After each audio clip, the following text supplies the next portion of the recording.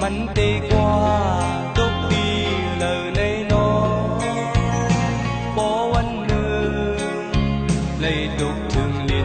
để sắm nhà in thời dịp cậu bề má nhìn mây giờ ở đi lan này âm thơ bên để lực đi đi kinh hơ bên giờ cuối ca sắm mi lơ đi đi thơ đó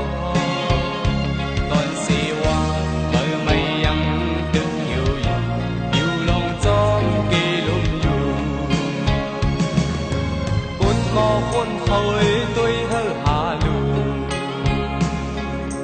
อันเป็นน้องตั้งลึกเจอ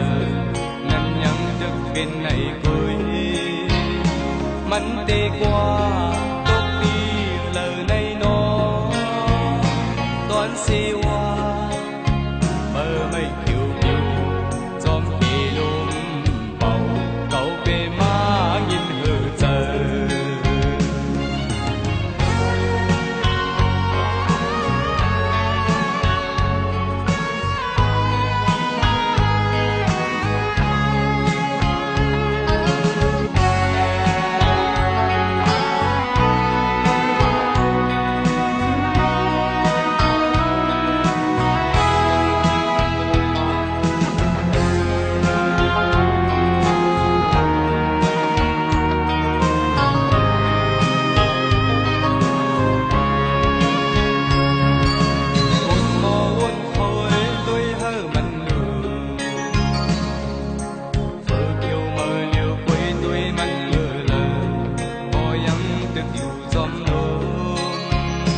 mình đi qua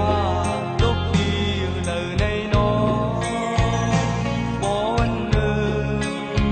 lấy đục trường liền đi sắm nhà in thời dịp cậu bề má nhìn mây giờ ở đi lan này âm hay bên lòng lực đi đi kinh hơ bên giờ cuối ca sắm mi lơ mi đi thơ nó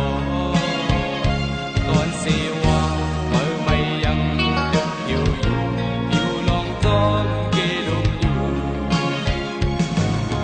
คนมอคนเคยด้วยเฮหา